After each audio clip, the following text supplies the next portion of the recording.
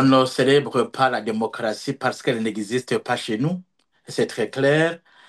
Nous célébrons un bon souvenir que nous avons eu de la démocratie avant que nous soit ravi par le pouvoir du CNDD-FDD depuis qu'il est là en 2005.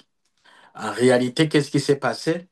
La démocratie a été une valeur qui a été acceptée au monde entier comme la valeur la moins mauvaise qu'on devrait utiliser pour organiser les États. Et voilà qu'avec le sommet de la Baule, l'Afrique entre aussi dans la danse.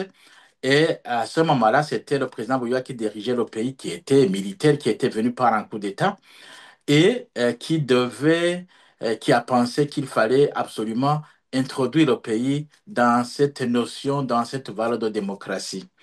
Et comme il y avait des gens qui commençaient à s'exprimer, le président Dadaye est venu dans ce sens-là et il a fondé un parti politique qui a participé à ce jeu démocratique. Il a gagné les élections. Mais voilà qu'au lieu d'amener la paix, étant donné que les esprits n'étaient pas assez préparés, ça a débouché sur la confrontation entre différentes composantes ethniques, et à tel point qu'aujourd'hui, les gens peuvent penser la démocratie comme un élément négatif, alors que c'est un élément positif.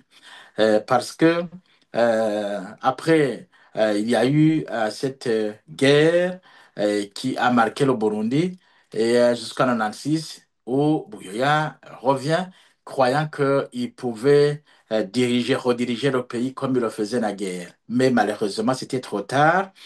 C'est pour cette raison que le Frodebo s'est levé pour dire nous ne pouvons pas accepter que justement la démocratie soit bafouée de la manière.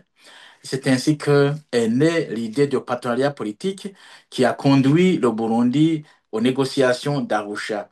Les négociations d'Arusha ont abouti à la signature de l'accord d'Arusha le 20 août 2000.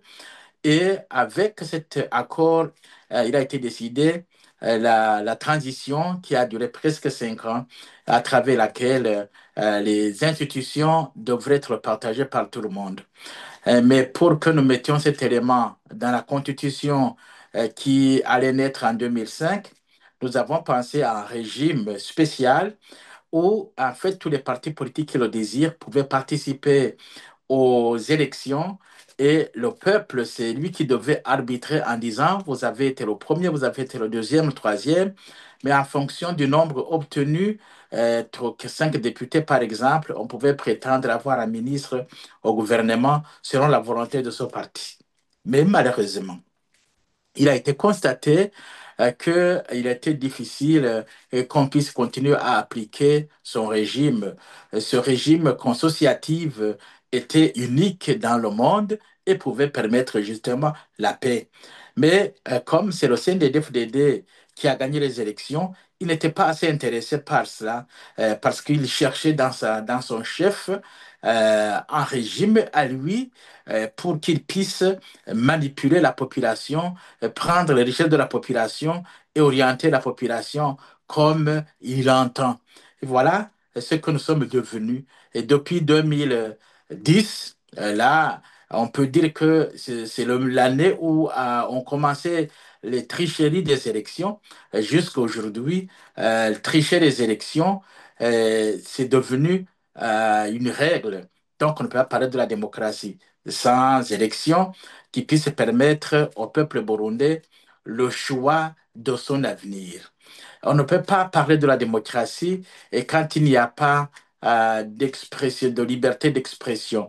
On ne peut pas parler de la démocratie quand il n'y a pas de radio, de télévision indépendante. On ne peut pas parler de la démocratie lorsqu'il n'y a pas de la société civile neutre qui puisse critiquer ce que fait le gouvernement et orienter ce qui devrait être fait. On ne peut pas parler de la démocratie dans un pays où on n'a pas de parti politique qui fonctionne. On ne peut parler de la démocratie dans un pays où le peuple a faim et cela dû justement à la mauvaise gestion des affaires de l'État. On ne peut pas parler de la démocratie quand on a des institutions ici de fausses élections et des institutions qui sont composées par les amis, les parents, les époux, les épouses des généraux et d'autres caciques du pouvoir. Donc, ça devient une situation où on assiste à un pouvoir népotique et on ne peut pas prétendre à la démocratie. Plutôt, c'est le moment de nous en souvenir des bienfaits de la démocratie et comment retourner à cela, que faire pour qu'on puisse retrouver notre démocratie perdue.